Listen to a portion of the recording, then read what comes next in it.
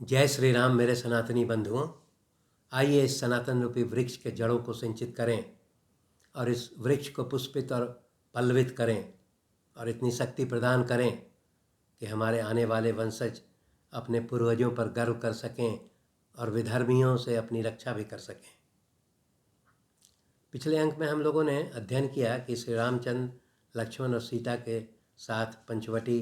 की ओर प्रस्थान करते हैं और रास्ते में उन्हें जटायु नाम का एक गिद्ध मिलता है जो अपने समूचे पूर्वजों के बारे में बताता है और वो बताता है कि वो राजा दशरथ का मित्र है। और उसके पश्चात वो यह भी बताता है कि जब आप लोग पंचवटी में निवास करेंगे तो आपकी अनुपस्थिति में वो बताते हैं कि मैं सीता की रक्षा भी करूँगा। इस प्रकार का आश्वासन मिलने के पश्चात श्री रामचंद्र जी बहुत प्रसन्न होते हैं और फिर पंचवटी में पहुंच करके एक उपयुक्त स्थान पर अपना पर्णकुटी बनाने का आदेश लक्ष्मण को देते हैं और लक्ष्मण फिर वहाँ एक सुंदर सा बड़ा पर्णकुटी का निर्माण करते हैं और वहीं फिर वो निवास करने लगते हैं। इस अंक में हम लोग अरण्यकांड के 17वें, 18वें, 19वें और 20वें सर्ग के बारे में अध्ययन करेंगे। श्री रामचंद्र जी और लक्ष्मण और सीता जो है उस पंचवटी के आश्रम में रहते हुए प्रतिदिन गोदावरी नदी में स्नान करते हैं और अपने पितरों को जल अर्पित करते हैं और फिर हवन इत्यादि, होम पूजन इत्यादि करके और वो अपना समय व्यतीत करते हैं। एक दिन की बात है कि जब श्री रामचंद्र और लक्ष्मण और सीता तीनों अपने कुटिया में उपस्थित थे तो एक राक्षसी जो है अकस्मात उनके पर्णकुटी में पहुंच जाती है और वो अपने को बताती है कि मेरा नाम सुर्पनखा है। और वो सुर्पनखा जो है वो श्री रामचंद्र जी को देख करके और उन पर मोहित हो जाती है और वो उनसे पूछती भी है कि तुम लोग कौन हो। तो श्री रामचंद्र जी बताते हैं कि मैं दशरथ पुत्र राम हूँ और ये हमारा छोटा भाई लक्ष्मण है और सीता हमारी पत्नी है और मैं पिता के आदेश से यहाँ वन में निवास करने के लिए आया हूँ। तो इसके पश्चात वो सुर्पनखा जो है वो बताती है कि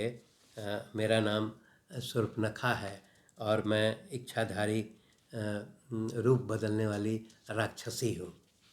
और वो अपना ये भी परिचय बताती है कि मैं रावण जो विश्रवा मुनि का पुत्र है उसकी बहन हूँ। वो यह भी बताती है कि मेरे दो भाई और हैं जिनका नाम, एक का नाम कुंभकर्ण है जो हमेशा निद्रा में रहता है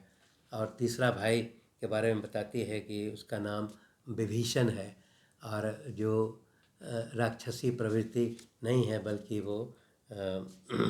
धर्मात्मा वाले विचारों का है। और फिर वो यह भी बताती है कि खर और दूषण नाम के भी दो भाई उनके हैं। फिर वो बताती है कि शक्ति और बल में जो है वो मैं सभी भाइयों से ज़्यादा हूँ। इसीलिए वो श्री रामचंद्र जी से कहती है कि तुम्हारी पत्नी जो है वो तुम्हारे योग्य नहीं है और तुम मेरे साथ विवाह कर लो और ऐसा नहीं करोगे तो मैं तुम्हारे भाई और तुम्हारी पत्नी को खा जाऊंगी। तो उसके पश्चात श्री रामचंद्र जी जो है वो शूर्पणखा को बोलते हैं कि चूँकि मेरा विवाह हो चुका है और ये मेरी सीता मेरी पत्नी है, इसलिए मैं तुमसे विवाह करूँगा तो तुम्हें सौत के साथ रहने में तुम्हारे प्रतिष्ठा के अनुरूप नहीं होगा। इसलिए वो शूर्पणखा को सलाह देते हैं कि हमारा भाई जो है वो लक्ष्मण है और तुम लक्ष्मण से ही विवाह करके और उसके साथ अपना तुम सुखपूर्वक रह सकती हो। श्री रामचंद्र जी का यहाँ पर ऐसा लगता है कि वो भी एक हास्य ही पैदा कर रहे थे और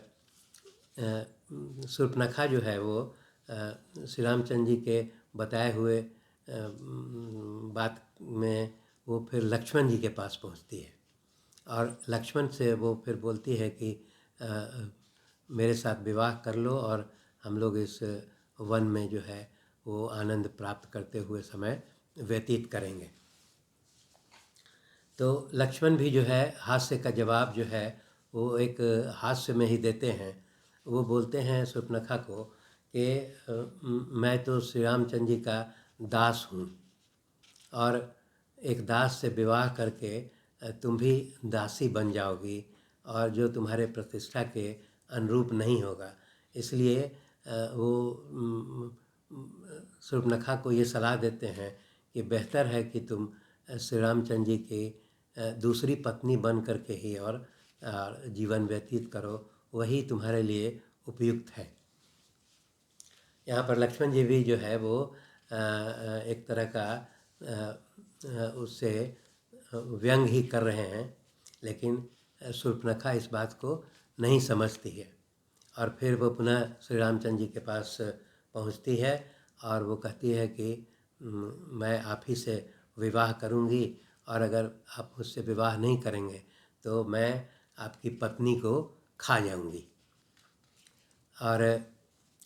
वो सीता पर जो है आक्रमण करती है उसको वध करने के लिए। यहाँ पर इससे स्पष्ट होता है कि पूर्व में भी हम लोगों ने देखा है कि ऐसा प्रतीत होता है कि ये जो राक्षसी प्रवृत्ति थी वो इसका अर्थ यही था कि उस समय वो इस प्रकार के मनुष्य थे जो मनुष्य को ही मार करके खा जाते थे और इसीलिए वो राक्षस उनको कहा गया। इस प्रकार शूर्पणखा जो है वो सीता पर जब आक्रमण करती है तो श्री रामचंद्र जी जो है लक्ष्मण को कहते हैं कि सीता का प्राण खतरे में है और चूँकि ये राक्षसी जो है महिला है और महिलाओं का वध करना जो है वो उस समय अधर्म की बात मानी जाती थी। इसीलिए श्री रामचंद्र जी जो है लक्ष्मण को कहते हैं कि इसमें इसका अंग भंग करके इसको सज़ा दी जा सकती है। इस पर लक्ष्मण जो है तलवार निकाल करके और शूर्पणखा के नाक और कान को काट देते हैं।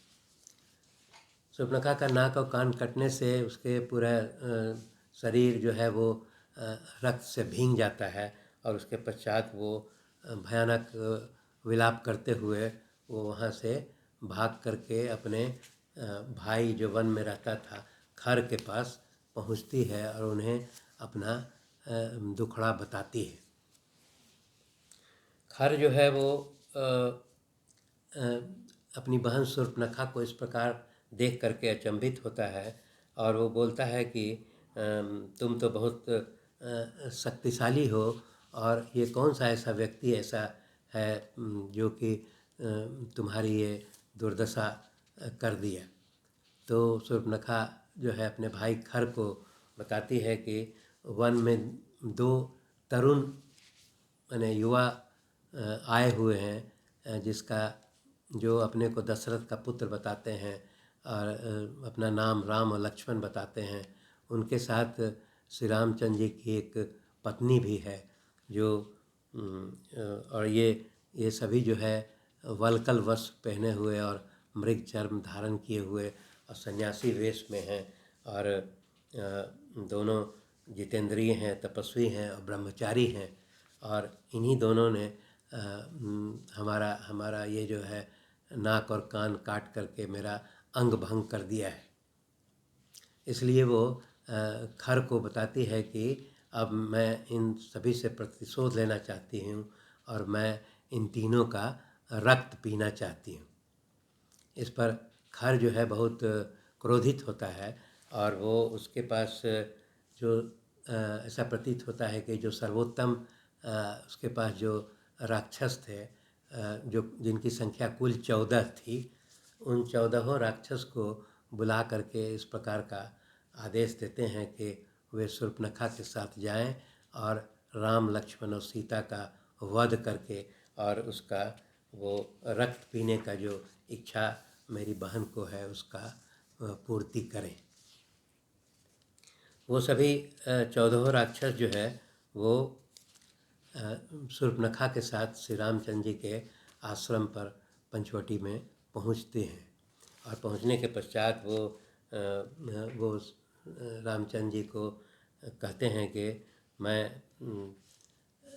तुम्हारा वध करने के लिए आया हूँ। और वो एक साथ 14 राक्षस जो है वो श्री रामचंद्र जी पर विभिन्न प्रकार के अस्त्र शस्त्र के साथ उन पर आक्रमण कर देते हैं। परंतु श्री रामचंद्र जी जो है वो अपने इस प्रकार का एक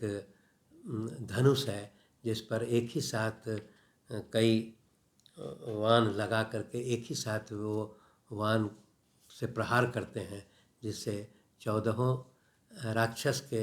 छाती में वो वाण धंस जाता है और उनका फिर वो छाती घायल होने के बाद वो 14 राक्षस जो है वहाँ पर गिर करके उनकी मृत्यु हो जाती है। इस प्रकार 14 राक्षस की मृत्यु हो जाने के पश्चात शूर्पणखा जो है फिर विलाप करते हुए और वो फिर वन में अपने भाई खर के पास वापस लौट जाती है। इस अंक में बस इतना ही। धन्यवाद।